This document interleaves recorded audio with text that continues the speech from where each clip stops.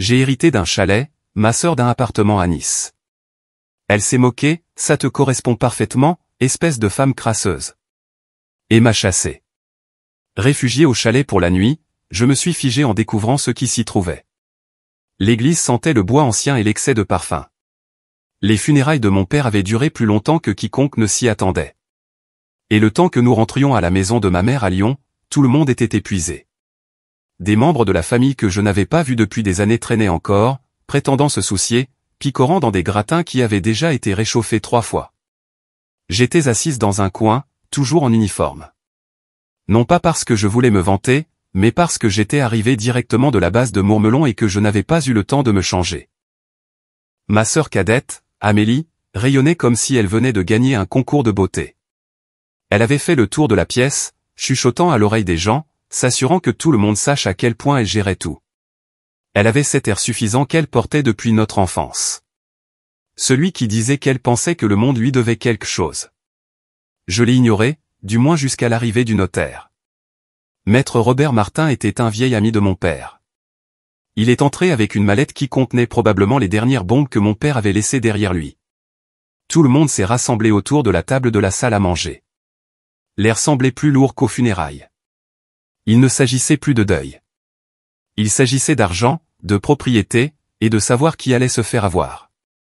Robert a commencé la lecture. Amélie sautillait presque sur sa chaise comme une enfant attendant des bonbons. Ma mère, Hélène, était assise raide comme un piquet, les mains si serrées que je pensais qu'elle allait se casser les doigts. Puis sont venus les mots qui ont fait s'élargir encore plus le sourire d'Amélie.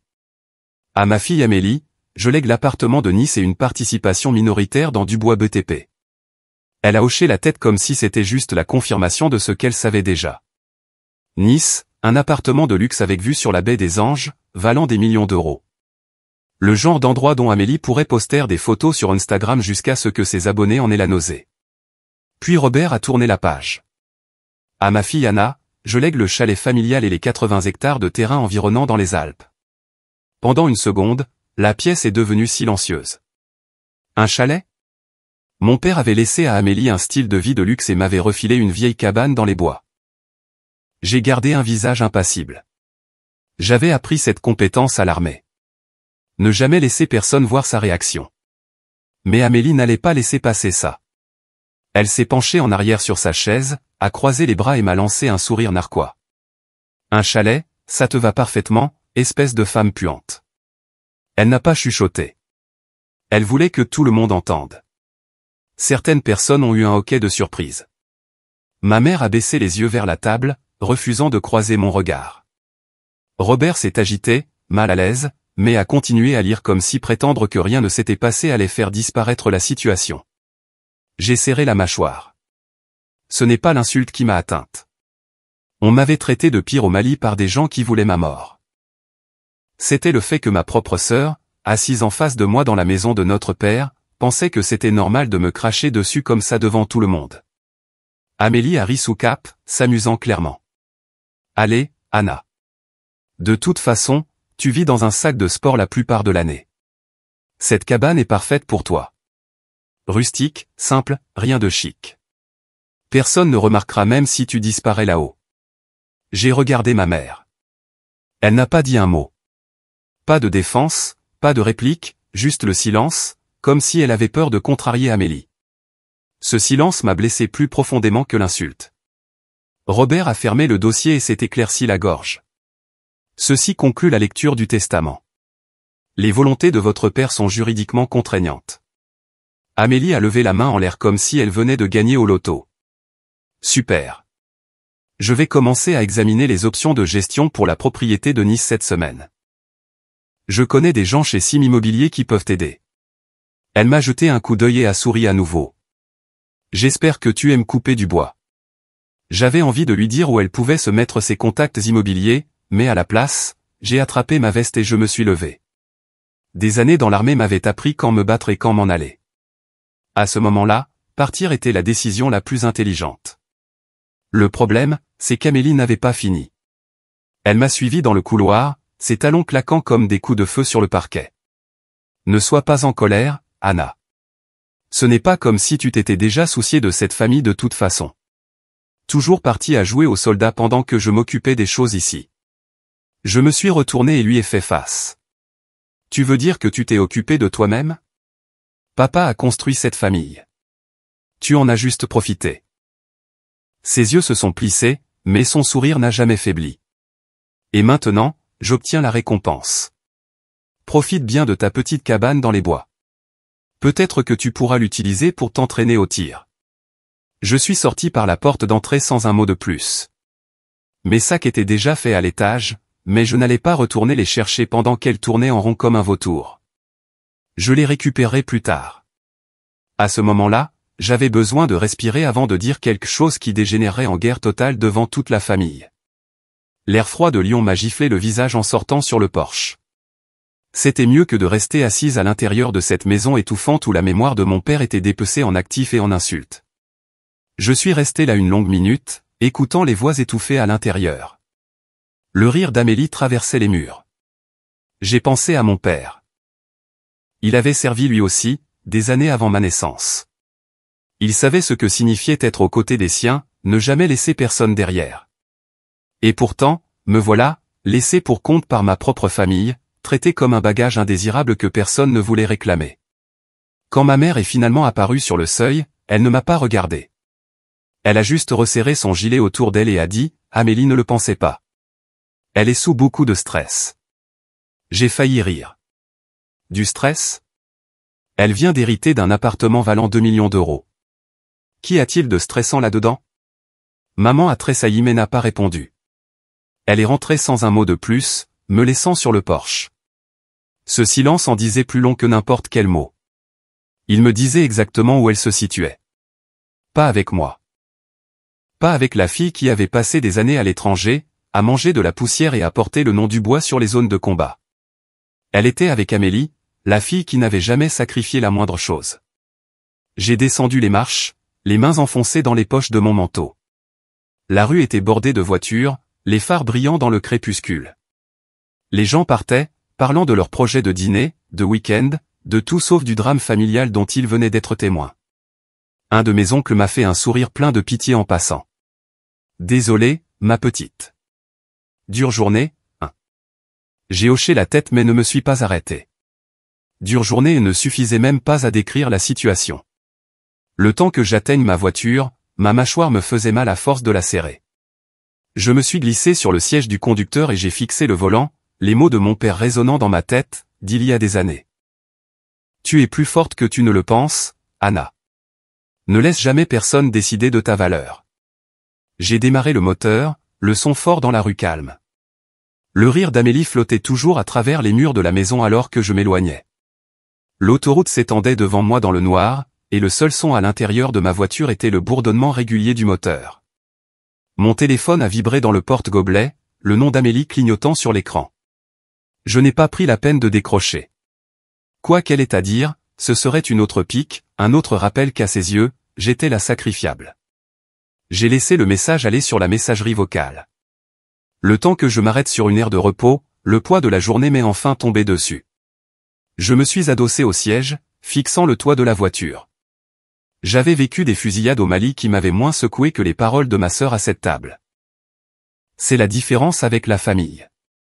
Ils savent exactement où frapper, et ils ne manquent pas leur cible. Quand j'ai repris la route, l'appel suivant venait de ma mère. Une seconde, j'ai envisagé de répondre, mais je savais comment ça se passerait. Elle défendrait Amélie, dirait qu'elle ne le pensait pas, puis glisserait une suggestion douce que je devrais peut-être laisser Amélie gérer les choses. Ça ne valait pas la peine d'entendre ça. J'ai laissé cet appel-là aller sur la messagerie vocale aussi. Des heures plus tard, j'étais de retour dans mon petit appartement près de la base. L'endroit était stérile, à peine habité, car j'y étais rarement assez longtemps pour en faire un foyer. J'ai laissé tomber mon sac par terre et me suis assise sur le bord du lit. C'était calme, trop calme. J'ai pensé à appeler un des gars de mon unité, mais qu'est-ce que j'étais censé dire? Salut, tu t'es déjà fait traiter de femme puante par ta sœur pendant la lecture d'un testament. Ouais, ça passerait bien. Le lendemain matin, ma mère s'est présentée à ma porte sans prévenir. Elle avait l'air fatiguée, comme si elle n'avait pas dormi, mais elle avait toujours cette apparence soignée. Cheveux laqués, boucles d'oreilles en perles impeccables. Elle est entrée sans attendre que je l'invite. Anna, a-t-elle commencé, posant son sac à main sur la table. Amélie se sent terriblement mal à propos de ce qu'elle a dit. J'ai ri. Elle se sent mal.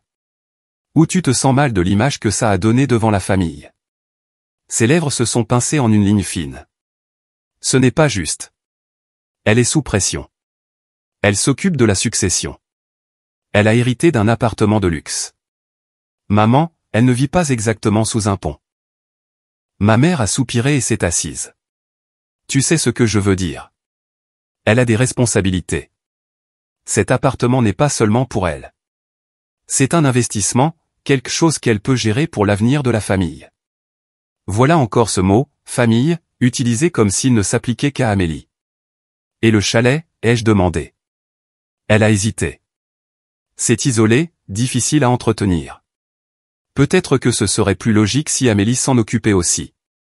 Elle a des relations avec des sociétés immobilières. Elle pourrait le valoriser. Tu as ta carrière dans l'armée. Tu n'as pas besoin de te soucier de la propriété. Je l'ai dévisagé. Alors, si je comprends bien. Papa m'a laissé quelque chose et moins de 24 heures plus tard, tu me suggères de le céder à Amélie. Elle a joint ses mains sur ses genoux, évitant mon regard. Ce serait plus simple. Elle le considère comme un bien familial. J'ai secoué la tête. Non, elle le considère comme le sien. Et apparemment, toi aussi. Son visage s'est durci. Ne me parle pas comme ça, Anna. J'essaie de maintenir cette famille unie. Je me suis levé, ma voix stable. Non, maman. Tu essaies de garder Amélie heureuse. Grosse différence. Elle a tressailli comme si je l'avais giflée. Après un temps, elle a ramassé son sac et s'est levée. Je ne discuterai pas avec toi. Pense Y, c'est tout. Quand la porte s'est refermée derrière elle, je me suis rassise, les mains tremblantes de colère. J'avais affronté des officiers arrogants, des entrepreneurs corrompus, même des hommes pointant des fusils sur moi, mais rien ne se comparait à la piqûre d'être rejeté par sa propre mère. La semaine suivante s'est écoulée dans un brouillard de travail, d'entraînement, de vérification de matériel, de réunions sans fin. L'armée avait une façon d'absorber votre temps, laissant peu de place aux batailles personnelles. Mais peu importe à quel point je m'occupais, la douleur ne s'estompait pas. Chaque soir, quand les lumières s'éteignaient, je voyais le visage suffisant d'Amélie et j'entendais ses mots.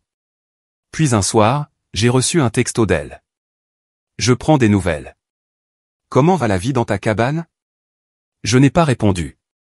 Je l'ai supprimé et j'ai jeté mon téléphone sur le canapé.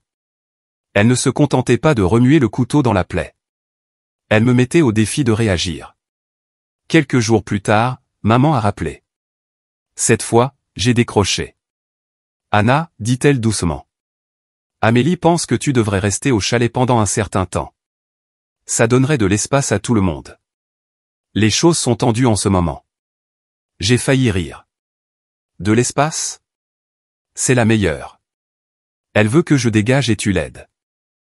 Ce n'est pas vrai, a insisté maman, mais sa voix manquait de conviction. Le chalet est à toi légalement. Personne ne te le prendra. Mais Amélie. Elle a l'impression que tu t'y-accroches juste pour la contrarier.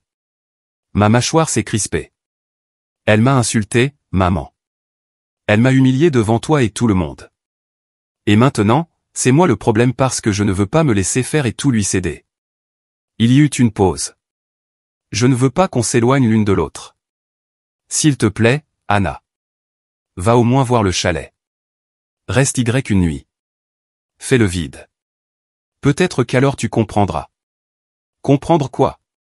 Que ma famille avait choisi Amélie plutôt que moi. Que mon héritage était une blague à leurs yeux. Je voulais raccrocher, mais je me suis forcé à respirer. D'accord, dis-je. J'irai. Mais pas pour Amélie. Pour papa.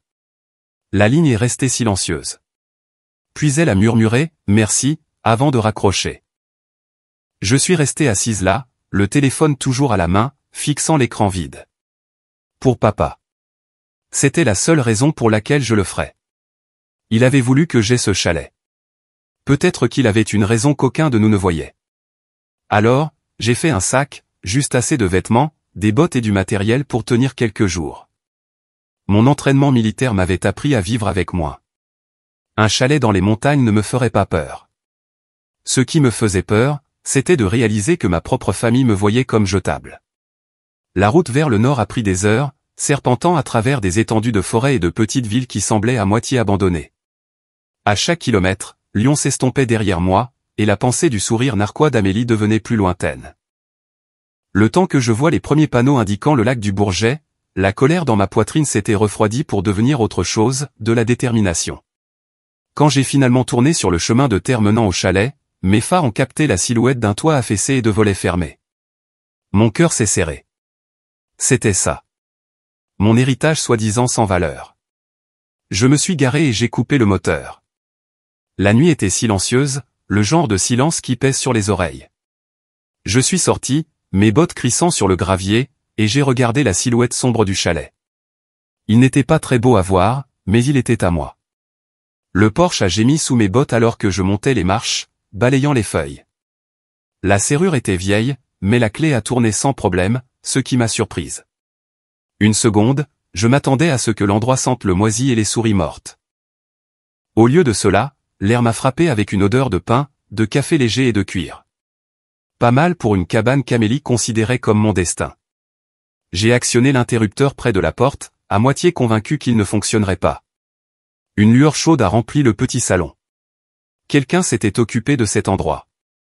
Le parquet était ciré, les meubles ne tombaient pas en morceaux, et une pile de bois bien rangée était adossée à la cheminée en pierre.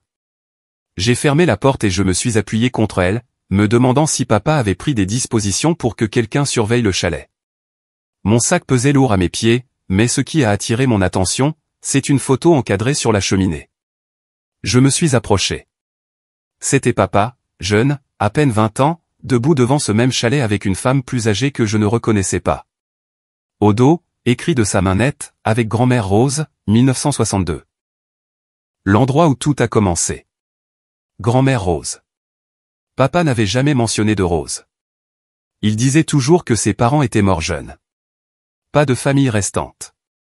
J'ai étudié le visage de la femme. Elle avait des yeux bienveillants et un air qui suggérait qu'il ne fallait pas la chercher. Une seconde, j'ai presque eu l'impression qu'elle me regardait droit dans les yeux. On a frappé à la porte, ce qui m'a fait sursauter.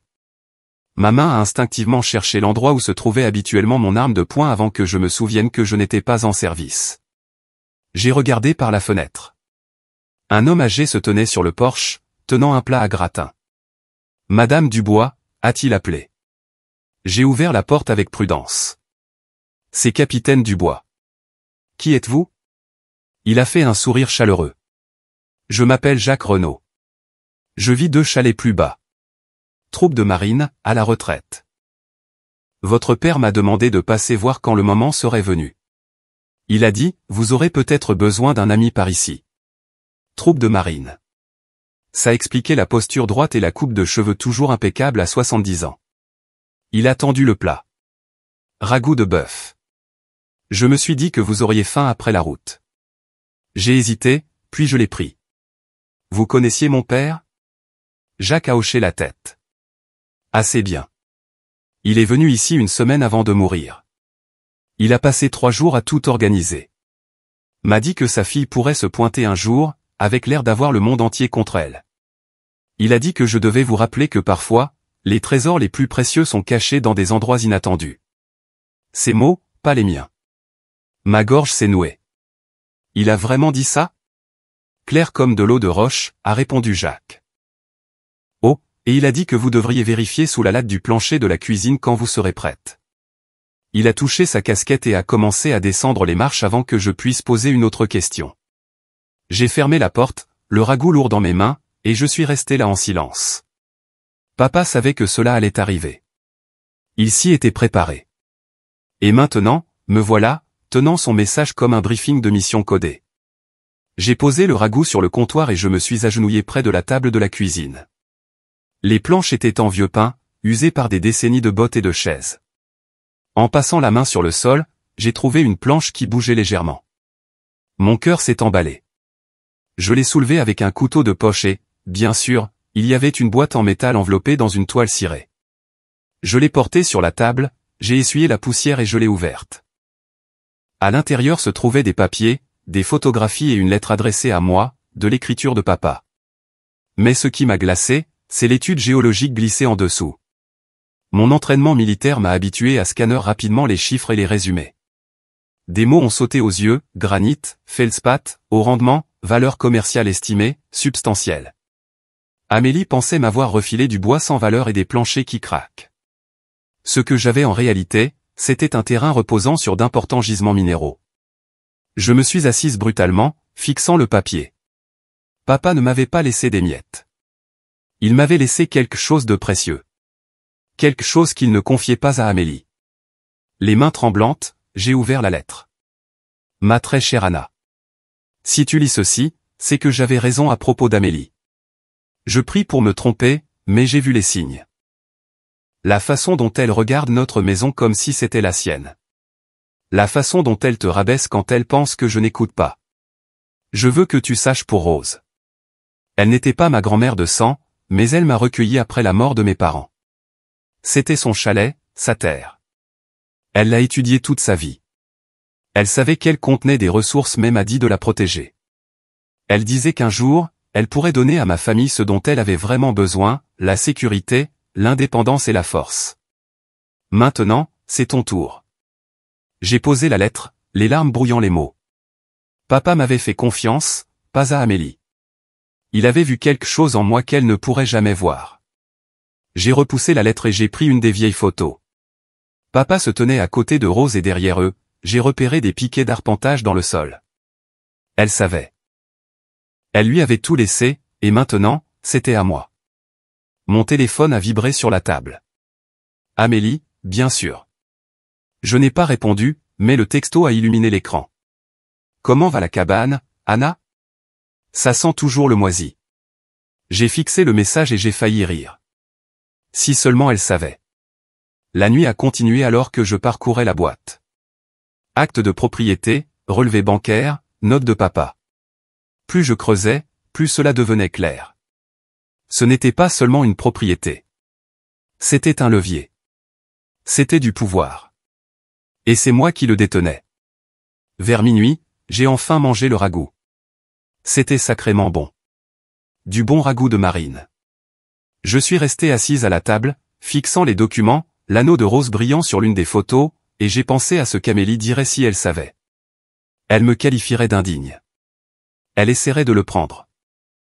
Et pour la première fois de la semaine, j'ai ressenti une étincelle de quelque chose que je n'avais pas ressenti depuis mon départ du Mali, l'anticipation avant un combat. J'ai nettoyé, empilé soigneusement les papiers et j'ai refermé la boîte sous la latte du plancher. Puis je me suis allongé sur le canapé, écoutant le silence des bois à l'extérieur. Pas de sirène, pas de bourdonnement de la circulation urbaine, juste le craquement du chalet qui s'installait dans la nuit. Alors que je sombrais dans le sommeil, une pensée a traversé le brouillard. Papa m'avait laissé exactement ce dont j'avais besoin. Pas seulement une terre, pas seulement des minéraux, mais une chance de me tenir enfin debout par moi-même. La lumière du soleil filtrait à travers les fins rideaux du chalet, et pour la première fois depuis des semaines, je me suis réveillé sans alarme, ni le son des bottes martelant le sol à l'extérieur de la caserne. Mon dos me faisait mal à cause du canapé, mais l'odeur de pain et le calme du lac rendaient cela tolérable. Je me suis assise, me suis frotté le visage et j'ai regardé vers la table de la cuisine. La lettre de papa était là où je l'avais laissée, attendant. Je me suis versé un café instantané de la boîte poussiéreuse que j'ai trouvée dans le placard, puis je me suis assise et j'ai déplié le reste de la lettre. Anna, je t'ai laissé le chalet pour une raison. Amélie n'y verrait que de l'argent, mais toi, tu verras ce que cela signifie vraiment. Rose croyait en la résilience. Elle croyait que les femmes devaient se battre 2 fois plus dur pour être respectées, et elle m'a fait promettre de transmettre ce combat. Si tu tiens cette lettre, alors je te fais confiance pour tenir cette promesse. L'armée t'a appris la discipline et le courage, mais cette terre te donnera l'indépendance. Ne la vends pas, protège-la.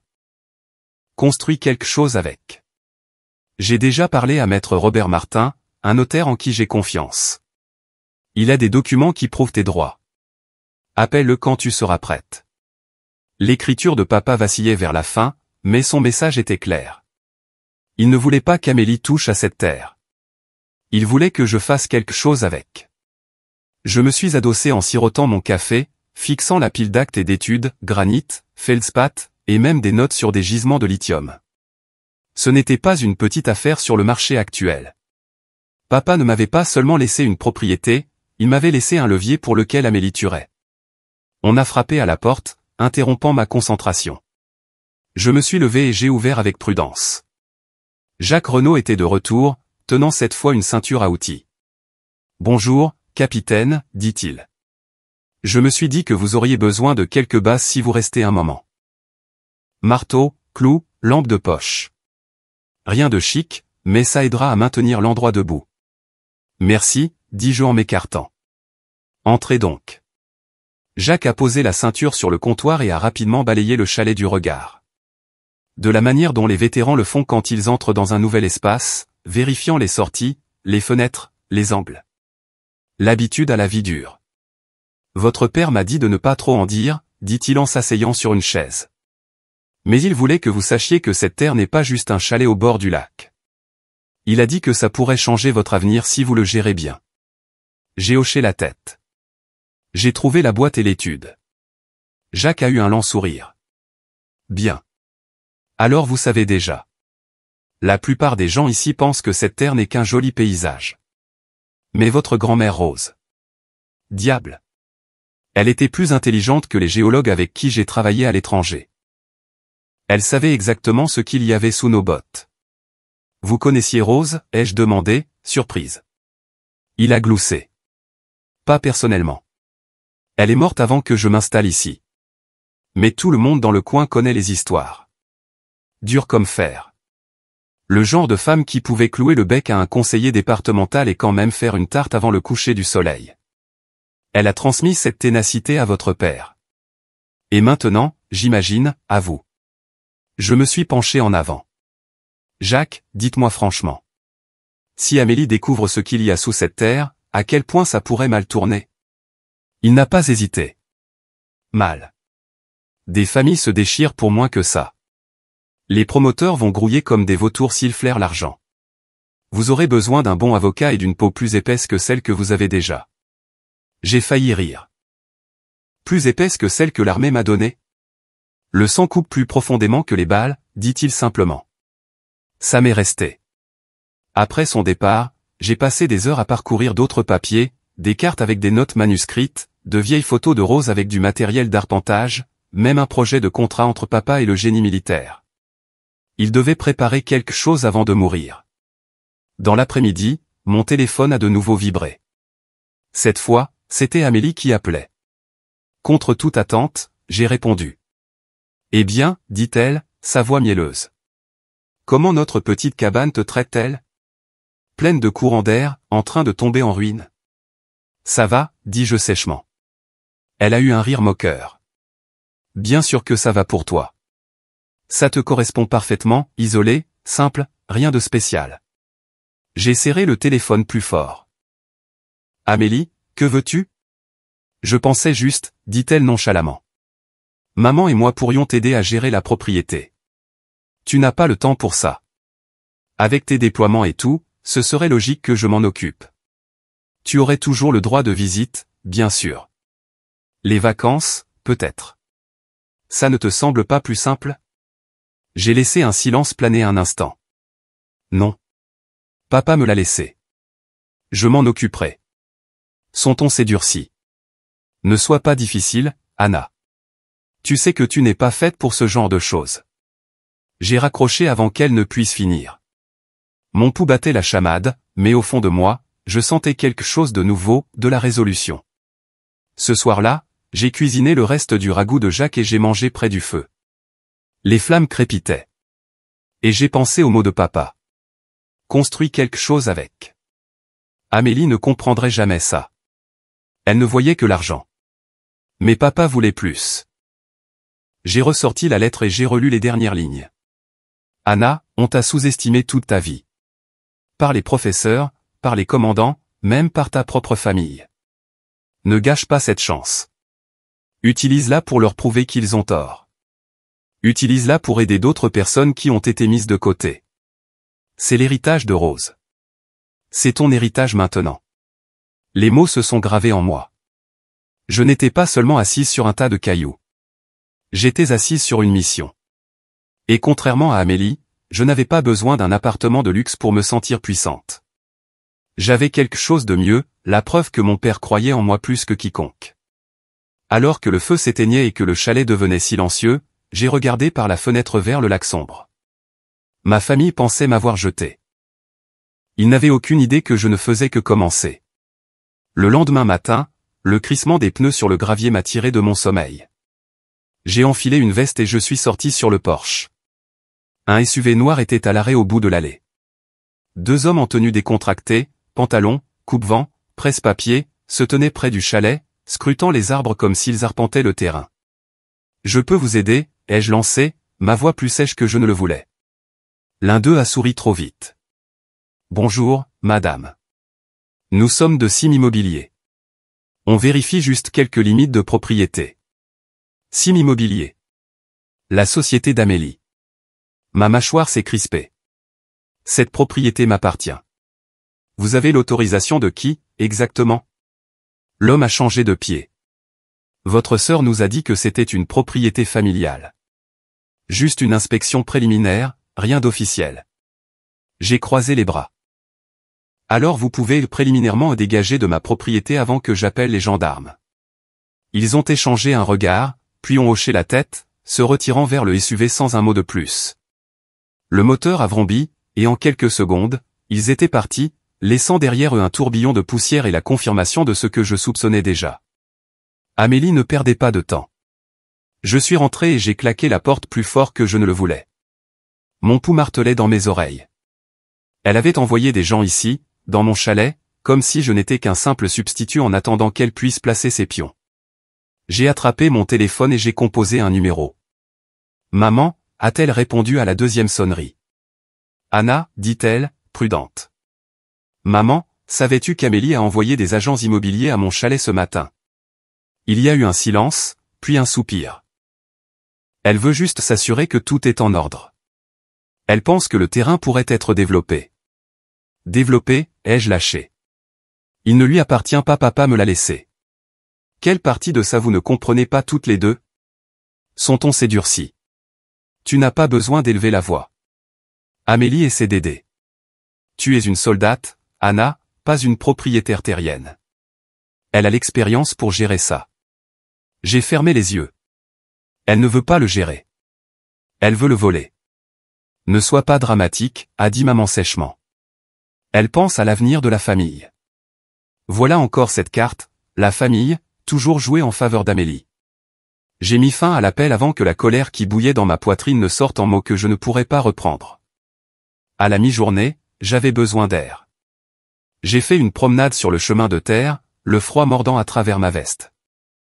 Les bois étaient silencieux, le genre de silence qui aiguise chaque son. À 1 kilomètre de là, j'ai trouvé des traces de pneus fraîches coupant à travers les broussailles près de la limite de la propriété. Quelqu'un avait quitté la route pour se rapprocher. Je me suis accroupi, traçant les ornières avec mon doigt. Espacement large, bande de roulement lourde, probablement le même SUV. Ils ne s'étaient pas contentés de passer. Ils avaient fouiné. Quand je suis revenu, Jacques empilait du bois de chauffage près de son Porsche. « Tu as eu de la visite qui fouine ?» a-t-il demandé comme s'il connaissait déjà la réponse. « Sim Immobilier » dis-je, en glissant mes mains dans mes poches. Il a sifflé doucement. « C'est la bande à Amélie, ça, non ?»« Ouais. Elle les a envoyés ici comme si l'endroit lui appartenait. » Jacques a secoué la tête. « J'ai déjà vu ça. Les querelles familiales pour des terres deviennent plus laides que des zones de combat. Tu vas vouloir que tout soit bien verrouillé avec un avocat. J'ai un nom, Robert Martin. Papa avait tout prévu. Je l'appellerai demain. Bien, a dit Jacques. Et Anna, ne les laisse pas voir que tu es déstabilisé. Les gens avides sentent la peur comme des loups. Cette nuit-là, alors que le feu s'éteignait, j'ai pensé à ces mots. Des loups. C'est exactement ce qu'Amélie était en train de lâcher. Le lendemain, je suis allé en ville et j'ai trouvé un petit restaurant avec un Wi-Fi décent. Devant des œufs et un café, j'ai rédigé un email au bureau de maître Robert Martin. En 1 heure, j'avais une réponse. Il pouvait me rencontrer vendredi. Un soulagement s'est installé en moi, sachant que papa avait mis en place un filet de sécurité juridique avant de mourir. De retour au chalet, j'ai trouvé des empreintes de pas fraîches près du ponton. Mon estomac s'est noué. Quelqu'un d'autre était venu pendant mon absence. J'ai scruté le sol. 3 séries distinctes d'empreintes de bottes menant de la route directement au porche arrière. À l'intérieur, rien ne semblait avoir été touché. Pourtant, j'ai parcouru chaque pièce avec soin, les instincts de mes années de déploiement se réveillant, coins vérifiés, fenêtres inspectées, aucun signe d'effraction. Mais le fait que des étrangers se soient approchés si près suffisait. Ce soir-là, maman a de nouveau appelé. J'ai failli ne pas répondre, mais quelque chose en moi voulait entendre quelle excuse elle avait cette fois. « Anna, dit-elle, tu ne fais qu'empirer les choses. Amélie a l'impression que tu l'exclus. Elle s'introduit dans ma vie, maman. Littéralement. J'avais des inconnus qui se promenaient sur ma propriété ce matin. Elle essaie juste de protéger les intérêts de la famille, a insisté maman. Les intérêts de la famille, ai-je lâché? Et mes intérêts? Et les volontés de papa? Il m'a confié ça à moi, pas à elle. Le silence s'est étiré, lourd. Finalement, elle a dit, Amélie craint que tu ne gâches tout par dépit. J'ai ri amèrement. Par dépit? Elle m'a traité de femme puante devant toi, et tu es restée assise là, et maintenant tu prends son parti. Dis-moi, maman, quand exactement ai-je cessé de faire partie de cette famille? Sa voix affaiblit. Ce n'est pas vrai, Anna. C'est l'impression que ça donne. J'ai raccroché avant qu'elle ne puisse répondre. J'ai fait les 100 pas dans le salon, la colère pompant chaude dans mes veines. Chaque appel, chaque mouvement d'Amélie était calculé pour m'acculer. Elle avait maman de son côté. Elle avait de l'argent. Et maintenant, elle avait sa société qui reniflait partout comme si l'acte de propriété était déjà à son nom. Mais elle ne m'avait pas. Et elle n'avait pas la lettre de papa. Cette nuit-là, j'ai ressorti la boîte en métal, étalant les documents sur la table. Études minérales, acte de propriété, contrat en attente de finalisation. Amélie pouvait jouer sale, mais ceci était la preuve. Des preuves tangibles. Si elle voulait se battre, elle allait en avoir pour son argent, et je n'allais pas reculer. Le vent s'est levé dehors, faisant cliqueter les volets. J'ai verrouillé la porte et j'ai chargé le vieux fusil de chasse que papa avait laissé dans le placard. Non pas que j'avais l'intention de l'utiliser, mais parce que cela me rappelait quelque chose que l'armée m'avait inculqué encore et encore, on ne se laisse pas à découvert. Quand la maison fut de nouveau silencieuse, je me suis tenu à la fenêtre, regardant la ligne sombre des arbres. Quelque part là dehors, les gens d'Amélie tournaient en rond. Mais je n'allais nulle part. Le lendemain matin, je suis allé à Lyon avec les documents rangés dans mon sac. Plus je me rapprochais de la ville, plus ma prise sur le volant se resserrait. Je n'étais pas nerveuse à l'idée de salles d'audience où d'avocats j'avais regardé en face des combattants talibans dans des ruelles poussiéreuses. Mais être assise face à des requins juridiques et à une famille avide, c'était un nouveau champ de bataille. Le bureau de maître Robert Martin se trouvait dans une tour surplombant le Rhône. La réceptionniste m'a accueilli comme si elle m'attendait. Et quelques minutes plus tard, j'étais dans une salle de conférence aux parois de verre. Robert est entré, la quarantaine, costume impeccable, des yeux calmes qui avaient probablement vu leur part de drames familiaux. « Capitaine Dubois, dit-il en me serrant fermement la main. Votre père parlait en bien de vous. Il était persuadé que vous seriez celle qui gérerait cela. Entendre cela m'a rassuré. Il m'a laissé plus que je ne le pensais, dis-je en faisant glisser la boîte en métal sur la table. Robert l'ouvrit avec un soin expert, parcourant rapidement les documents. Il s'arrêta à l'étude géologique, les sourcils levés. « Eh bien, murmura-t-il, votre sœur va avoir une surprise.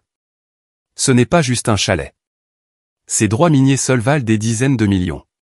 Feldspath, granit et il tapota le rapport sur le lithium. Ceci pourrait vous rendre plus riche que n'importe quel appartement de luxe ne le pourrait jamais. » Je me suis adossé, les bras croisés. Amélie a déjà envoyé ses gens fouiner. Elle essaie de m'écarter. Robert hocha la tête. Je m'en doutais. C'est pour ça que votre père est venu me voir. Il savait que l'avidité d'Amélie ferait surface, et il voulait mettre en place des protections. Il sortit un dossier épais et le fit glisser vers moi. Voici. Acte de propriété, titre, droit minier, tout est signé, notarié et enregistré. Vous êtes la seule propriétaire légale. Personne ne peut contester cela à moins de vouloir passer des années au tribunal et perdre. Le poids de ces mots s'est posé comme une armure sur ma poitrine. Pour la première fois depuis les funérailles, j'ai senti que le sol sous mes pieds était solide. Robert m'a étudié. Vous avez servi votre pays. Vous comprenez la discipline et la patience. Ce n'est pas différent. Vous avez l'avantage. Ne les laissez pas vous attirer dans des manœuvres imprudentes. J'ai eu un petit rire. C'est la spécialité d'Amélie, les provocations. Il a souri. Alors vous devrez vous spécialiser dans l'art de ne pas mordre à l'hameçon. J'ai quitté son bureau plus légère que je n'y étais entré. En retournant vers les montagnes, je n'arrêtais pas de penser aux mots de papa, construis quelque chose avec. Amélie vendrait tout au plus offrant. Je voulais quelque chose qui dure. Quand je me suis garé dans l'allée du chalet, Jacques était là, en train de couper du bois. Il a regardé le dossier dans mes mains. Alors, tu es blindé maintenant? Plutôt, oui, dis-je. Papa avait tout prévu. Amélie n'a aucune base légale. Jacques a souri, essuyant la sueur de son front. Bien. Parce que ces gens sont repassés pendant que tu étais parti. Je leur ai dit de reculer. Mais je n'ai pas aimé leur regard. Ils reviendront, dis-je. Amélie n'abandonne pas, Jacques a hoché lentement la tête. Alors n'abandonne pas non plus. Cette nuit-là, j'ai étalé les documents sur la table, étudiant chaque ligne jusqu'à ce que les mots se brouillent. C'était comme se préparer pour une mission. Provision prête, objectif clair, menace identifiée. L'armée m'avait entraîné pour les zones de combat, mais le champ de bataille était maintenant ma propre lignée. Le lendemain, j'ai reçu un email du génie militaire de l'armée de terre. Un ancien contact de papa avait confirmé l'étude minérale, notant sa valeur stratégique. Cette phrase m'a frappé différemment. La valeur stratégique n'était pas seulement de l'argent. Cela signifiait des contrats potentiels, un intérêt gouvernemental, un levier à l'échelle nationale. J'ai fixé l'écran, puis le lac calme à l'extérieur de la fenêtre. Amélie n'avait aucune idée de ce autour de quoi elle tournait. Ce n'était pas juste une propriété familiale. C'était une ressource d'un poids tel que les politiciens en chuchotaient derrière des portes closes. Dans l'après-midi, mon téléphone a de nouveau sonné. Cette fois, j'ai répondu sans vérifier l'identité de l'appelant. Anna, a claqué la voix d'Amélie. J'ai entendu dire que tu avais rencontré le notaire de papa. J'ai souri. Les nouvelles voyagent vite. Qui te renseigne, maman? Tu es déraisonnable, dit-elle sèchement. Ce terrain pourrait valoir une fortune, et tu ne sais pas la première chose sur la façon de le gérer. C'est drôle, ai-je rétorqué. Parce que papa, lui, pensait que je savais. Il m'a fait confiance à moi, pas à toi. Son ton est descendu jusqu'à un sifflement. Si tu penses que tu peux m'écarter, tu te trompes lourdement. Ce n'est pas fini. J'ai raccroché, non pas parce que j'avais fini, mais parce qu'elle ne méritait pas plus de mon temps. Je suis sorti, l'air frais du soir me frappant comme une gifle d'eau. Jacques était assis sur son porche, sirotant quelque chose dans une tasse en fer-blanc. On dirait que quelqu'un vient de menacer de te poursuivre en justice, a-t-il lancé. Je me suis assise sur ses marches. Pire. Quelqu'un a menacé d'être ma sœur. Il a gloussé. La famille te coupera plus profondément que n'importe quel couteau. Parlant, ai-je marmonné. Jacques s'est penché en avant. Tu sais ce que j'ai appris dans les troupes de marine? On gagne les combats avant qu'ils ne commencent. Pas en frappant le premier, mais en étant si sacrément bien préparé que l'autre gars réalise qu'il a déjà perdu. Tu as cette chance maintenant. Ne la laisse pas dicter le tempo. Ces mots ont fait leur chemin. Je ne me défendais plus seulement. J'étais en position de force. Plus tard dans la nuit, j'ai pris des notes dans un cahier à spirale, sécuriser le terrain. Renforcer la position juridique. Développer un plan pour une utilisation future. Ne pas laisser Amélie définir le récit. C'était comme écrire un ordre d'opération. Peut-être que c'était vraiment ça, une opération, juste avec des armes différentes. Le vent a de nouveau fait cliqueter les fenêtres, et j'ai pensé à la voix de papa me disant que j'étais plus forte que je ne le croyais. Pendant des années, Amélie m'avait défini comme celle en uniforme qui ne comprenait pas la vraie vie. Mais debout ici, avec des preuves juridiques entre les mains et un chalet qui valait plus qu'elle ne pouvait l'imaginer, j'ai réalisé que c'était elle qui ne comprenait rien. La vraie vie ne se résumait pas à des appartements de luxe et à une richesse ostentatoire. Elle était faite de cran, de survie, de construction de quelque chose qui comptait. J'ai refermé les documents dans la boîte, les glissé sous la latte du plancher et me suis assise près du feu. Les bûches sifflaient et crépitaient, remplissant le chalet de chaleur. Pour la première fois depuis les funérailles de papa, je ne me sentais pas comme la fille rejetée. Je me sentais comme celle qui tenait la ligne. Et Amélie, avec tous ses sourires narquois et ses insultes, était sur le point d'apprendre la différence entre l'avidité et la force. Le feu s'était réduit à des braises rougeoyantes quand mon téléphone s'est de nouveau allumé. Cette fois, c'était maman. Contre toute attente, j'ai répondu. Anna, dit-elle doucement. Ta sœur est contrariée. Elle pense que tu es hostile. J'ai laissé échapper un rire amer. Hostile? Elle a envoyé des agents immobiliers violer ma propriété. Elle a de la chance que je me sois contenté de les chasser. Elle veut juste s'assurer que la propriété est gérée de manière responsable, a répondu maman, son ton sec mais prudent. Gérée de manière responsable, ai-je répété. Par qui, maman? Par la sœur qui m'a traité de femme puante devant toi, ou par la fille à qui papa a fait assez confiance pour lui laisser ce chalet? Le silence a pesé sur la ligne. Je pouvais presque l'imaginer serrant plus fort son téléphone, ses perles brillant à son cou comme une armure. Ne rends pas les choses plus difficiles qu'elles ne le sont, a-t-elle finalement dit. Amélie croit que votre père voulait que cette terre soit gérée pour la famille. Elle pense. Arrête, ai-je coupé. Tu n'as pas le droit de réécrire les volontés de papa. Il m'a laissé ça à moi. Pas à elle. Pas à toi. À moi. Sa voix s'est élevée, plus aiguë que je ne l'avais jamais entendue.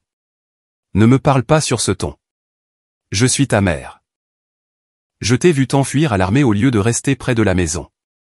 J'ai soutenu Amélie pendant que tu étais parti. Et maintenant, tu agis comme si tu étais la victime. Les mots m'ont piqué, mais je n'ai pas bronché. Tu as soutenu Amélie parce qu'elle te donnait ce que tu voulais, une fille qui restait. Je t'ai donné quelque chose de différent. Je t'ai donné le service, la discipline, le sacrifice, et tu n'as jamais dit une seule fois que tu en étais fier. Sa respiration s'est étranglée à l'autre bout. Anna, ce n'est pas juste. Non, dis-je fermement. Ce qui n'est pas juste, c'est que tu sois restée silencieuse pendant qu'Amélie m'humiliait. Ce qui n'est pas juste, c'est que tu défendes son avidité au lieu de respecter la décision de papa. La ligne est devenue morte. Elle avait raccroché. Je suis restée assise là, dans la pénombre, le téléphone lourd dans ma main. La vérité était mise à nu. Maman n'était pas neutre. Elle était avec Amélie. Le lendemain, j'ai décidé d'y faire face. Je suis retourné à Lyon, à la maison familiale. En arrivant, j'ai vu la Lexus d'Amélie dans l'allée, brillante comme un trophée. Quand je suis entré, elles m'attendaient toutes les deux dans la salle à manger. Maman était assise, le dos droit, en bout de table, Amélie se prélassant à côté d'elle avec un verre de vin blanc, la confiance suintant de chacun de ses mouvements. Anna, a dit maman, nous devons parler. J'ai posé mes clés sur le comptoir. C'est drôle. C'est exactement comme ça que la lecture du testament de papa a commencé. J'ai hâte de voir comment celle-ci se termine. Amélie a souri. Toujours la soldate sarcastique. Papa t'a gâté en te laissant cette cabane. Tu n'as pas la moindre idée de ce qu'elle vaut. Oh, j'en ai une assez bonne idée, ai-je rétorqué. Ses yeux se sont plissés. Alors tu comprends pourquoi elle devrait être gérée par quelqu'un d'expérimenté. J'ai déjà demandé à Sim Immobilier de préparer des offres d'acheteurs potentiels. Les offres seront substantielles. Tu es passé dans mon dos pour faire évaluer ma propriété, ai-je demandé, la voix montant. Notre propriété, a-t-elle corrigé doucement.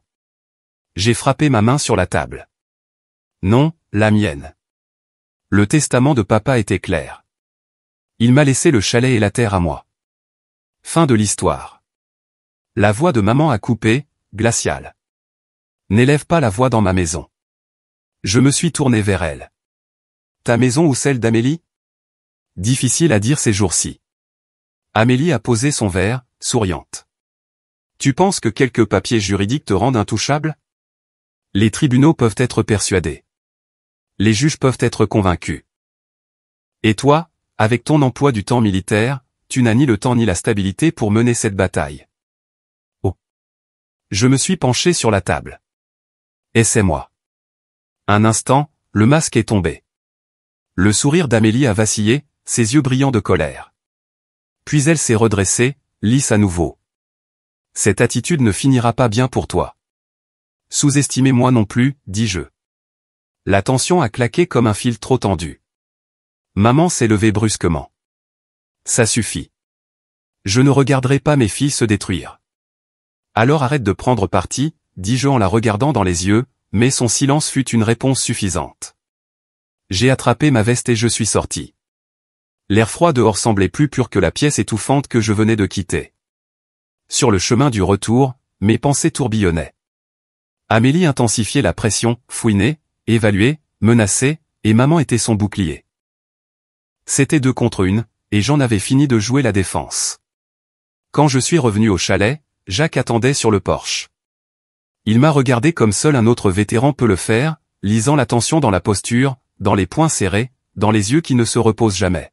« Tu les as vus ?» a-t-il dit, sans même poser la question. J'ai hoché la tête. Elle ne recule pas, il m'a lancé une bière. Toi non plus. Nous sommes restés assis en silence, sirotant.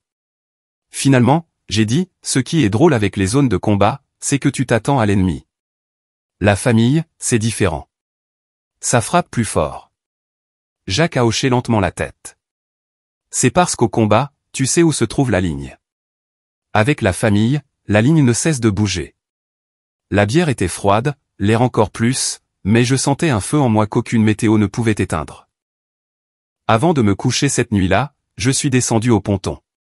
Le lac reflétait la lune, calme et stable. J'ai pensé à papa, à sa confiance, à sa lettre, à son avertissement. J'ai murmuré dans la nuit, je ne les laisserai pas me prendre ça. Et à ce moment-là, j'y ai cru. Le lendemain matin, j'ai retroussé mes manches et j'ai décidé que le chalet n'allait plus ressembler à une relique oubliée. Si Amélie voulait le traiter comme une ordure, je le transformerais en quelque chose pour lequel il valait la peine de se battre. D'abord, j'ai sorti les chaises cassées empilées dans le coin. Ensuite, j'ai nettoyé les comptoirs, balayé les sols et enlevé les toiles d'araignée des poutres. L'armée m'avait appris à transformer le chaos en ordre. Et en quelques heures, l'endroit ressemblait moins à un héritage de seconde main et plus à un foyer. Quand Jacques est passé, il a sifflé doucement. On dirait que tu mènes un exercice de terrain ici. Je le remets juste aux normes, dis-je en laissant tomber la serpillière dans le seau. Il a hoché la tête, posant une boîte à outils. Je pensais que tu en aurais besoin. Marteau, vis, un peu de peinture. L'endroit a une bonne ossature. Il a juste besoin de quelqu'un qui s'en soucie. Nous avons travaillé côte à côte la majeure partie de l'après-midi. Jacques a remplacé une planche de porche desserrée pendant que je réparais une fenêtre qui laissait passer les courants d'air. Le rythme du travail m'a calmé. Chaque clou enfoncé, chaque planche nettoyée. C'était comme reconquérir quelque chose qu'Amélie ne pouvait pas toucher. Plus tard, quand le soleil a plongé derrière les arbres, nous nous sommes assis sur les marches du porche avec 2 bières fraîches. « Tu as déjà pensé à ce que tu veux que cet endroit devienne ?» a demandé Jacques. J'ai regardé le lac. Pas juste un chalet, pas juste une terre. Quelque chose de plus grand, quelque chose que papa a laissé entendre dans sa lettre. Il a penché la tête. Comme quoi? J'ai hésité, puis je l'ai dit à voix haute pour la première fois. Une fondation pour les vétérans, pour les femmes mises de côté par leur famille. Un endroit pour se reconstruire. Jacques m'a étudié un long moment, puis a souri. C'est un sacré objectif, capitaine. Il ne s'agit pas seulement de vengeance, dis-je. Il s'agit de prouver que ce qu'Amélie a qualifié de sans valeur peut changer des vies. Jacques a levé sa bouteille. Alors construis-le, et ne laisse personne t'arrêter. Cette nuit-là, je me suis assise à la table, esquissant des idées dans un carnet. J'ai listé des noms, Fondation du Bois pour les vétérans et les femmes. J'ai écrit des objectifs, logement de transition, formation professionnelle, conseil. Je n'avais pas encore de financement, mais j'avais la terre, des preuves juridiques et des minéraux sous mes pieds valant 100 fois plus que l'appartement d'Amélie.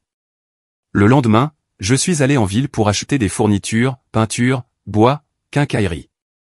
À la caisse, le vendeur a demandé, « Vous rénovez la propriété du bois ?» Oui, dis-je. Bien. Les gens du coin ont toujours dit que ce chalet méritait mieux. Ces mots désinvoltes m'ont accompagné tout l'après-midi. Méritez mieux. C'est exactement ce que papa devait penser. De retour au chalet, j'ai peint la porte d'entrée d'une nouvelle couche de vert foncé. Elle brillait sous le soleil de l'après-midi, audacieuse et solide. À chaque coup de pinceau, je me sentais plus propriétaire, plus déterminé. En faisant une pause, j'ai ressorti la boîte de papa. À l'intérieur se trouvait une autre enveloppe, plus petite, marquée ou pour les yeux d'Anna seulement. Je l'ai ouverte avec soin. À l'intérieur se trouvait une note manuscrite. Si Amélie te met la pression, souviens-toi de ceci, l'intégrité bat l'avidité sur le long terme. Mais tu auras besoin de preuves, d'alliés et d'un plan. Fais confiance à Martin. Fais-toi confiance. Et n'oublie pas, la force est plus profonde que le sang. Je l'ai replié lentement. Papa ne m'avait pas seulement fait confiance. Il m'avait préparé à exactement ce qu'Amélie essayait de faire. Le soir, Jacques est revenu, portant un vieux lit de camp de l'armée. J'ai pensé que tu voudrais quelque chose de mieux que ce canapé. Merci, dis-je. On se croirait de retour sur une base avancée. Il a souri. La différence, c'est qu'ici, tu as le choix. Tu peux construire au lieu de simplement survivre. La nuit tombée, j'ai cuisiné des pâtes sur la cuisinière et j'ai mangé avec la fenêtre ouverte, écoutant le clapotis régulier du lac. Mon corps me faisait mal à force de frotter, de peindre, de soulever, mais c'était une bonne douleur. Le genre qui vient quand on se bat pour quelque chose de réel. Après le dîner, je me suis assise avec mon ordinateur portable et j'ai commencé à rédiger une proposition pour la fondation. Des points simples, utilisation des terres, soutien communautaire, options de financement. Je n'étais pas sûr d'où cela me mènerait, mais l'écrire le rendait tangible. À mi-chemin, mon téléphone a vibré. Un numéro inconnu. Contre toute attente, j'ai répondu. Anna Dubois a demandé une voix d'homme. Oui. Ici Sim Immobilier. Votre sœur nous a demandé de vous faire une offre formelle pour le chalet et les terrains environnants. 7 chiffres, en espèces, une affaire propre. J'ai laissé échapper un rire sec. Dites à Amélie qu'elle peut garder son argent. Ce terrain n'est pas à vendre. Réfléchissez bien, a prévenu l'homme. Des offres comme celle-ci ne se présentent pas 2 fois. Les sœurs qui vous trahissent non plus, ai-je lâché avant de raccrocher. La colère a monté, mais elle ne m'a pas ébranlé. Elle m'a endurci. Amélie jouait ses cartes rapidement parce qu'elle savait que le temps n'était pas de son côté. Plus tard, je me suis tenu sur le ponton sous les étoiles. L'eau était calme, reflétant la lune comme un miroir. J'ai pensé à chaque soldat avec qui j'avais servi et qui était rentré pour ne rien trouver. À chaque femme que j'avais rencontrée et à qui on avait dit qu'elle était jetable. Cette terre n'était pas seulement mon héritage. C'était mon arme, mon bouclier, ma chance de leur prouver à tous qu'ils avaient tort. En rentrant, j'ai écrit la dernière ligne de ma proposition en gras, cette fondation sera la preuve que la force, et non l'avidité, définit un héritage. Puis j'ai fermé le carnet, éteint la lampe et laissé le chalet s'installer dans le silence, l'odeur de peinture fraîche encore vive dans l'air. Je me suis réveillé le lendemain matin au son de mon téléphone qui vibrait sans arrêt. Texto après texto, appels manqués empilés sur l'écran, tous de maman, tous d'Amélie. Quelque chose se préparait. Avant que je puisse décider de répondre ou non, une alerte email est apparue. En pièce jointe, un avis juridique. Amélie avait engagé son propre avocat et se préparait à demander un partage équitable des biens familiaux. Ma mâchoire s'est crispée. Elle passait à l'action. J'ai appelé maître Robert Martin sur le champ. Il a répondu à la première sonnerie. Je m'attendais à ça, dit-il calmement. Votre sœur a engagé un avocat hier soir. Ils allèguent que votre héritage est injuste et que vous avez contraint votre père. C'est de la folie, ai-je lâché. Papa a tout préparé des mois avant de mourir. C'était blindé. Le ton de Robert était stable. C'est blindé. Mais les procès ne visent pas toujours à gagner. Ils visent à vous épuiser. Amélie sait que si elle fait traîner ça, ça coûtera du temps et de l'argent. Elle parie que vous allez céder. Elle ne me connaît pas très bien, ai-je marmonné. Robert a gloussé doucement. C'est l'esprit. Je déposerai la première réponse aujourd'hui. Ne communiquez pas directement avec elle, seulement par l'intermédiaire de vos avocats. Mais Amélie se fichait bien des conseils juridiques. Elle m'a appelé 1 heure plus tard, sa voix dégoulinant d'une fausse inquiétude. Anna, pourquoi rends-tu les choses plus difficiles? Tu sais que le chalet devrait être partagé. Papa n'a jamais eu l'intention de m'exclure. C'est drôle, dis-je. Sa signature sur chaque document légal dit le contraire. Tu te crois maligne, à te cacher derrière un avocat, mais les tribunaux regardent l'équité. Et quand j'expliquerai comment tu as manipulé maman, comment tu as abandonné la famille pour l'armée, comment tu es instable à cause de tes déploiements. Je l'ai coupé, la voix sèche. Fais très attention, Amélie. Elle a marqué une pause, puis a ricané. Ce chalet ne te sauvera pas. Tu perdras tout. J'ai raccroché, le sang bouillant. Elle essayait de transformer mon service en une faiblesse, comme si le sacrifice était quelque chose dont il fallait avoir honte. Cet après-midi-là, Jacques est passé avec son timing habituel, comme s'il pouvait sentir les ennuis à 2 chalets de distance. Il m'a trouvé en train de faire les 100 pas sur le porche. Laisse-moi deviner, dit-il. Ta sœur engage des avocats plus vite que je ne le pensais. Il s'est appuyé contre la balustrade. C'est comme ça que les brutes fonctionnent. Elles arrivent en force, bruyamment, pour te faire croire qu'elles sont plus grandes qu'elles ne le sont. Je ne plierai pas bien, dit-il. Mais surveille tes arrières. Les gens comme Amélie ne se battent pas proprement. Il n'avait pas tort. 2 jours plus tard, une journaliste d'un journal local s'est présentée dans l'allée. Capitaine Dubois, a-t-elle demandé, carnet en main. Nous avons entendu dire qu'il y avait un différend familial au sujet de la succession Dubois. Votre sœur affirme que vous refusez de partager une propriété de valeur. Un commentaire? J'ai serré la mâchoire. Amélie était déjà en train de manipuler la presse. Sans commentaire, dis-je en passant devant elle. Elle a griffonné quand même, probablement ravie de s'être fait repousser. Le soir, l'article était en ligne. Déchirement familial autour du chalet Dubois. La sœur affirme, une soldate contrôle injustement les biens. La section des commentaires était pleine d'inconnus débattant de mon caractère comme s'ils me connaissaient. Certains louaient mon service. D'autres prenaient le parti d'Amélie, reprenant ses arguments sur l'équité. J'ai refermé l'ordinateur portable brusquement et j'ai agrippé le bord de la table. Jacques est repassé, déposant des provisions qu'il prétendait avoir en trop. Il a remarqué mes poings serrés. Qu'est-ce qu'elle a fait maintenant? Elle a raconté des mensonges à la presse. Il s'est gratté la barbe. Laisse-la parler. Tu as des preuves. Elle a du bruit. La vérité met plus de temps, mais elle s'ancre plus solidement. J'ai expiré lentement. Plus facile à dire qu'à faire. Tout ce qui en vaut la peine l'est, a-t-il dit. Plus tard dans la nuit, mon téléphone a vibré avec un autre message, cette fois de maman. Anna, ne peux-tu pas simplement t'arranger avec ta sœur? Ça nous déchire. J'ai tapé une réponse, puis je l'ai effacée. Je ne pouvais pas supporter une autre dispute avec elle. Elle avait déjà choisi le camp d'Amélie, qu'elle l'admette ou non. Au lieu de cela, j'ai rouvert la lettre de papa, relisant les lignes sur la résilience, sur l'utilisation de la terre pour construire quelque chose de significatif. Ces mots m'ont apaisé plus que toute autre chose. Le lendemain matin, Robert a appelé avec une mise à jour. L'avocat d'Amélie a déposé des documents préliminaires. Rien qui tienne, mais il signale qu'ils veulent se battre. J'ai mené des batailles plus dures, lui ai-je dit. Je sais, a-t-il dit. Et cette fois, vous avez la loi de votre côté. Après avoir raccroché, j'ai lacé mes bottes et j'ai parcouru la limite de la propriété. Chaque arbre, chaque parcelle de sol semblait plus lourde maintenant. Ce n'était pas seulement une terre. C'était une preuve. C'était la ligne que papa avait tracée entre l'avidité d'Amélie et ma responsabilité. En revenant au chalet, j'ai trouvé Jacques assis sur les marches du porche. Il m'a regardé. Tu es prête pour ça?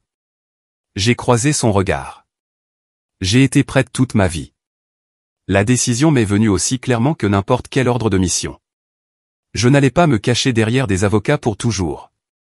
Si Amélie voulait se battre, elle pouvait me regarder dans les yeux et tenter sa chance.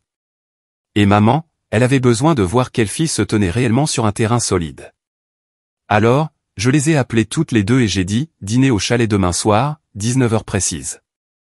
Maman a hésité. Est-ce bien sage, Anna? Amélie veut des réponses. Je vais lui en donner. La ligne est restée silencieuse. Puis la voix d'Amélie a retenti en arrière-plan, aussi suffisante que jamais. D'accord, nous serons là. Le lendemain, j'ai nettoyé l'endroit comme si c'était le jour de l'inspection à la base. J'ai disposé les documents de papa en piles bien nettes sur le comptoir de la cuisine. L'acte de propriété, les études, les rapports miniers, tous avec les certifications de maître Robert Martin. Des preuves plus hautes que l'ego d'Amélie. Puis j'ai cuisiné. Non pas parce que je me souciais de ce qu'Amélie pensait de ma cuisine, mais parce que papa aurait voulu sa table pleine, pas vide. Un rôti de bœuf, des pommes de terre, du pain de la boulangerie du village. À 18h30, le chalet sentait comme une vraie maison. À 19h précise, des phares ont traversé les arbres. La Lexus blanche d'Amélie a crissé dans l'allée. Maman sur le siège passager. Je les ai regardés depuis le porche alors qu'Amélie se pavanait vers la porte, ses talons claquant sur le gravier, une robe crème comme si elle assistait à la clôture d'une affaire. Maman a suivi, l'air fatigué mais soigné, ses perles aussi rigides que jamais. Joli petit endroit, a dit Amélie en entrant, ses yeux balayant chaque coin comme un acheteur en visite. Toujours des courants d'air? J'ai ignoré la pique. Asseyez-vous. Le dîner est prêt. Nous avons mangé dans un silence intense au début. Maman a essayé de parler du temps, de la circulation à Lyon, mais ça n'a pas pris. Amélie était trop occupée à regarder autour d'elle, cataloguant les meubles, fixant la vieille photo de papa et de grand-mère Rose sur la cheminée. Finalement, elle s'est adossée à sa chaise, souriante. Alors, c'est quoi le grand plan, Anna? Tu vas nous dire que tu as peint le porche et que maintenant tu es la reine des Alpes? J'ai posé ma fourchette calmement. Je vais vous dire la vérité. La vérité que papa m'a laissée à moi, pas à vous. Son sourire a légèrement vacillé, mais elle s'est vite reprise. Éclaire-nous. Je me suis levé, je suis allé au comptoir et j'ai apporté la boîte en métal à la table. Lentement, délibérément, j'ai placé l'étude géologique devant elle. Lis. Elle l'a arraché, ses yeux parcourant la page. Son sourire confiant a glissé. Ça dit. Elle s'est arrêtée, s'est éclaircie la gorge, a réessayé. Ça dit qu'il y a des gisements de lithium sous cette propriété valant des dizaines de millions d'euros. C'est exact, dis-je. Et papa m'a faite seule propriétaire. Il m'a fait confiance avec ça. Pas à toi, pas à maman, à moi. Le silence qui a suivi était si épais que je pouvais entendre le tic-tac de l'horloge sur la cheminée. Maman semblait accablée, ses mains se tordant sur ses genoux. Le visage d'Amélie est devenu rouge, la colère bouillant sous son masque. Tu mens, a-t-elle craché. Tu as falsifié ça. J'ai fait glisser l'acte notarié sur la table. Réessaie. Elle l'a parcouru, les mains tremblantes, puis l'a repoussé. Tu ne peux pas faire ça. Ce n'est pas juste à toi. C'est une propriété familiale. C'était la propriété de papa, dis-je calmement. Et il me l'a donnée. Il savait ce que tu ferais si tu mettais la main dessus. La vendre au plus offrant. Détruire la terre que lui et Rose avaient juré de protéger. Amélie a frappé la paume de sa main sur la table. Tu ne comprends pas. Cet argent pourrait tout changer, nos vies, la vie de nos enfants, et tu le gaspilles dans une fantaisie caritative. Je me suis penché en avant, la voix basse et stable. Pas une fantaisie, une fondation. La fondation du bois pour les vétérans et les femmes. Cette terre construira quelque chose de durable, quelque chose qui aide les gens au lieu de remplir tes poches. Maman a eu un hoquet de surprise. Une fondation? Je l'ai regardé. Oui. Logement, formation, soutien pour les vétérans et les femmes laissés pour compte par des familles comme la nôtre. Papa y croyait. Il s'y était préparé. Et je vais le réaliser. Le rire d'Amélie était sec, presque maniaque. Tu es folle. Donner des millions à des inconnus alors que ta propre famille en a besoin. J'ai croisé son regard. Famille? Celle qui m'a traité de femme puante? Celle qui m'a chassé de la maison de maman comme si je n'étais rien? Cette famille-là? Sa mâchoire s'est crispée. Pour une fois, elle n'avait pas de réplique cinglante. Je me suis tourné vers maman. Et toi?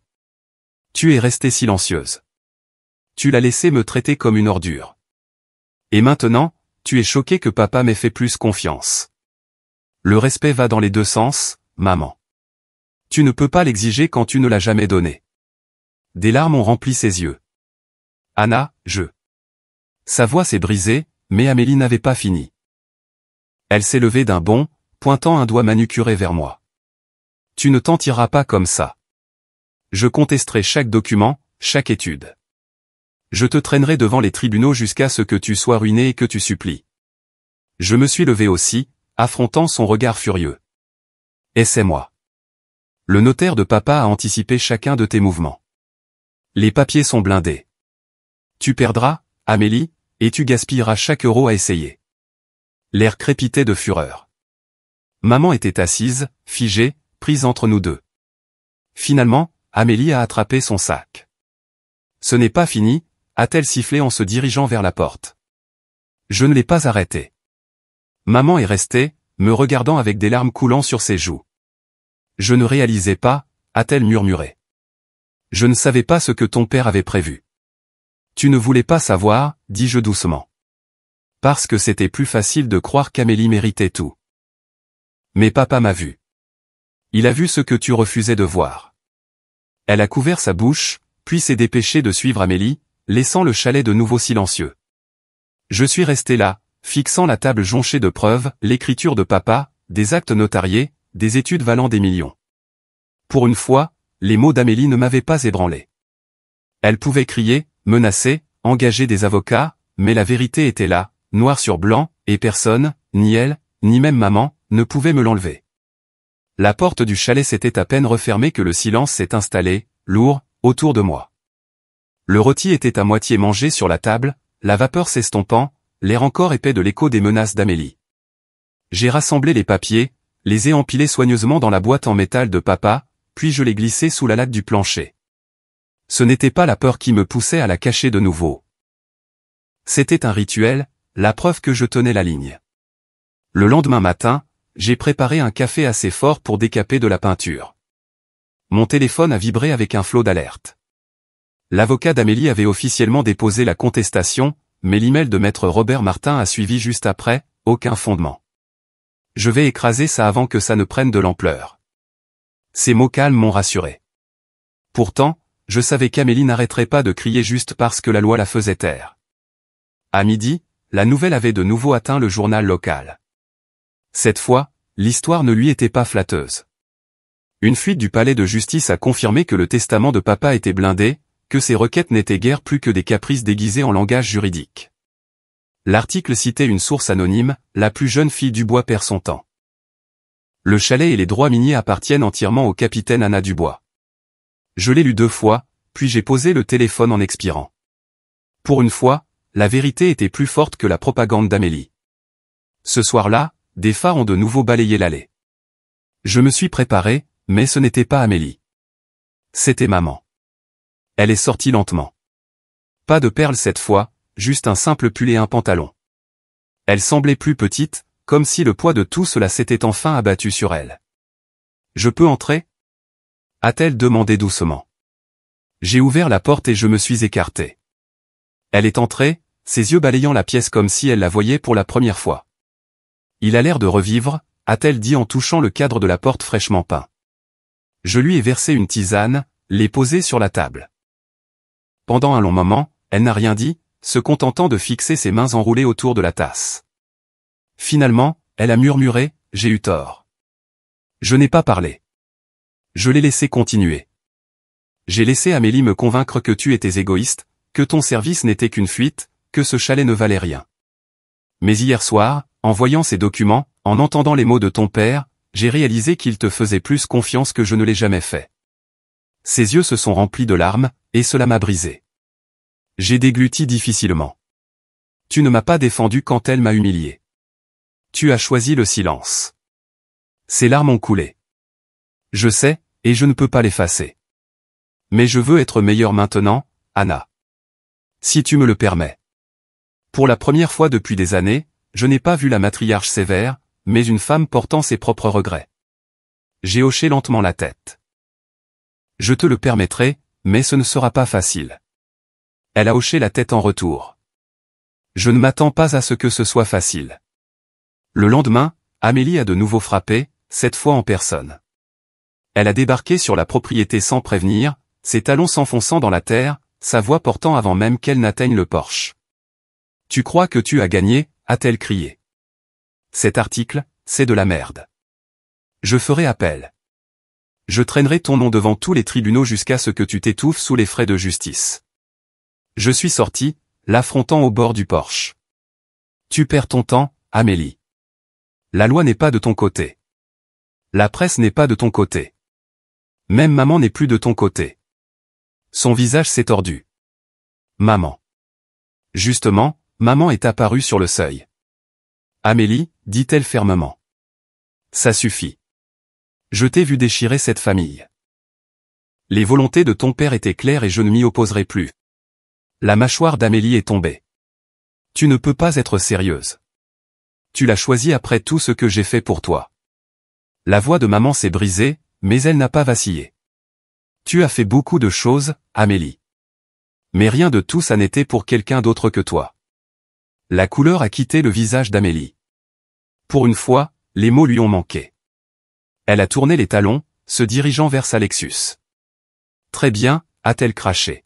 « Pourri dans ta cabane. Ne viens pas pleurer quand tu réaliseras que tu as tout gâché. » Les pneus ont crissé alors qu'elle partait à toute vitesse, ne laissant que le goût amer de l'échappement dans l'air. Je suis resté là, le cœur battant, non pas de peur, mais du caractère définitif de la situation. Amélie avait perdu, pas seulement au tribunal, pas seulement dans les journaux, mais à l'endroit même où elle pensait ne jamais perdre, l'allégeance de maman. À l'intérieur, maman s'est assise à la table, essuyant ses joues. « Elle ne me pardonnera jamais » a-t-elle murmuré. « Elle n'en a pas besoin » dis-je doucement. « Ce qui compte, c'est que tu aies enfin vu la vérité. » Et cette nuit-là, j'ai écrit la version finale de la proposition de ma fondation, peaufinée et prête. J'ai joint les documents juridiques, les évaluations minières, tout ce que Robert avait confirmé. Puis j'ai cliqué sur « Envoyer à une liste de partenaires potentiels et d'organisations d'anciens combattants ». Ce n'était plus une idée dans un carnet. C'était réel. Quand j'ai fermé l'ordinateur portable, j'ai regardé autour du chalet. Peinture fraîche, planche solide, la lettre de papa encadrée sur la cheminée. L'endroit n'était pas seulement à moi. Il était à nous. À lui, à sa grand-mère Rose. À chaque soldat qui y trouverait un jour une seconde chance. Pour la première fois, je n'avais pas l'impression de m'accrocher à quelque chose pour l'empêcher d'être volé. J'avais l'impression de construire quelque chose de trop grand pour être pris. Et Amélie, elle pouvait mariner dans son amertume aussi longtemps qu'elle le voulait. Je ne me battais plus contre elle. Je me battais pour quelque chose de plus grand. Le ruban flottait dans la brise alors que je le resserrais une dernière fois à l'entrée du nouveau bâtiment. Des mois de planification, de nuits blanches et de paperasse sans fin m'avaient enfin amené ici.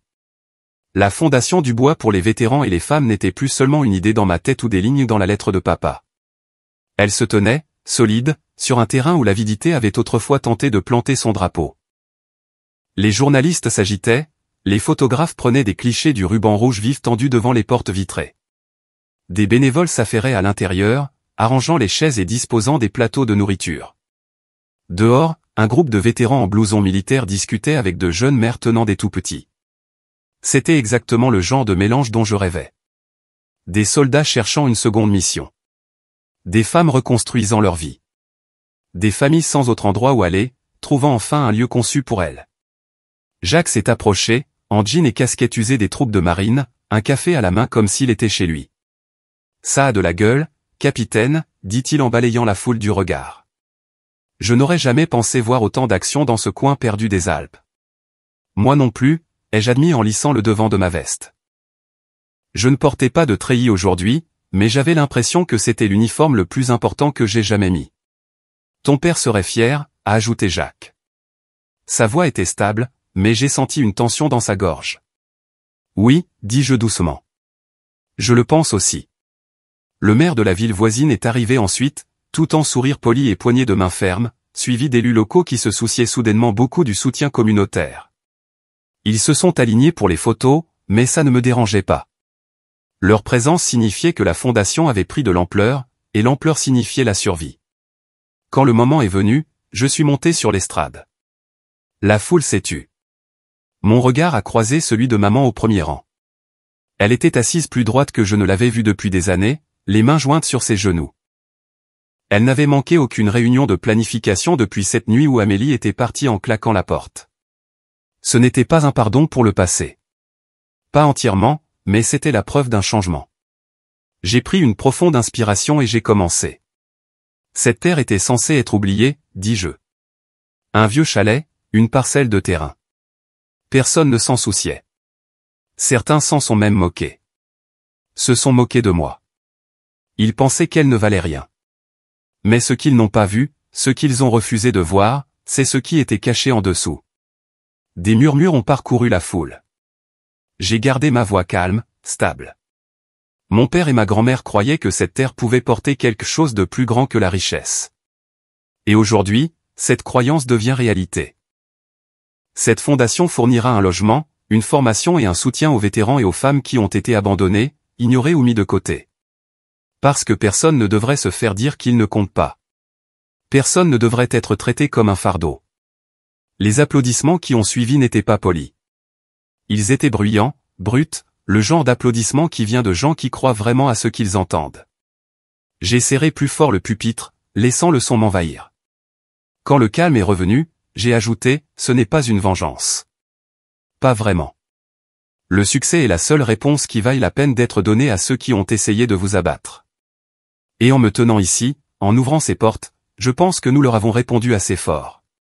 Le ruban a été coupé, les appareils photos ont flashé, les gens ont afflué à l'intérieur, leur voix résonnant dans les couloirs. Pour la première fois depuis les funérailles de papa, j'ai eu l'impression de pouvoir respirer sans un poids sur la poitrine. Après la cérémonie, je me suis éclipsé vers le ponton du lac, ayant besoin d'un moment seul. L'eau scintillait sous le soleil de l'après-midi, tout comme la première nuit où j'étais arrivé au chalet, brisé et indésirable. Sauf que maintenant, tout avait changé. Le ponton était réparé, la terre vivante de possibilités, et je n'étais plus là à me demander si j'allais survivre. J'étais là, sachant que j'avais construit quelque chose que personne ne pouvait prendre. Maman s'est approchée doucement, me rejoignant au bord. Elle a passé son bras sous le mien. J'ai eu tort à ton sujet, dit-elle. Sa voix s'est brisée mais a tenu bon. Et je le vois maintenant. Tout. Je suis fier de toi, Anna. J'ai hoché la tête, la gorge serrée. Ça signifie plus que tu ne l'imagines. Derrière nous, le bâtiment bourdonnait de rires et de conversations. Des vétérans échangeant des histoires, des enfants jouant dans la cour, des femmes s'inscrivant au programme. C'était désordonné, bruyant et imparfait. Exactement le genre d'avenir que papa et grand-mère Rose avaient imaginé. Amélie n'est pas venue, bien sûr. Je ne m'y attendais pas. Aux dernières nouvelles, elle avait vendu sa part de l'appartement de Nice et essayait de se frayer un chemin dans un autre projet immobilier. Toujours à la poursuite du prochain euro, ne comprenant jamais l'essentiel. Mais d'une certaine manière, son absence était sa propre confirmation. Elle n'avait pas gagné. Elle ne gagnerait jamais. J'ai sorti la bague de papa de ma poche et je l'ai glissée à mon doigt. L'émeraude a capté la lumière du soleil, une étincelle verte sur le bleu du lac. À toi, papa, ai-je murmuré. On a gagné. À notre façon. Le vent a emporté les mots sur l'eau, les dispersant comme des graines. Je n'avais pas besoin d'en dire plus. Parce que parfois, la vengeance la plus aiguisée n'est pas de crier sur les gens qui se sont moqués de vous. C'est de se tenir plus grand qu'ils ne l'auraient jamais imaginé et de laisser votre succès répondre à tout ce qu'ils ont dit. Et debout là, avec le bras de maman enlacé dans le mien, la fondation vivante derrière nous, et le lac s'étendant, large et stable, devant moi, je savais que cette réponse résonnerait pour le reste de ma vie. En y repensant maintenant, je réalise que cela n'a jamais été qu'une question de terre ou d'argent. C'était une question de respect, de prouver que les histoires de vengeance familiale n'ont pas besoin d'être alimentées par des disputes criardes ou des procès. Parfois, les histoires de vengeance les plus fortes s'écrivent en silence, par la construction, par le choix de la dignité plutôt que de la destruction. Ma sœur s'est moquée de moi, a essayé de m'abattre, mais les drames familiaux n'ont que le pouvoir que vous leur accordez. J'ai refusé de lui donner le mien. Ce qui a commencé comme une insulte au sujet d'un chalet sans valeur est devenu la fondation de quelque chose qui survivra à chaque mot amer qu'elle m'a jamais jeté. Et c'est la vérité sur la vraie vengeance. Vous ne vous contentez pas de survivre, vous vous élevez plus haut qu'il ne l'aurait jamais cru.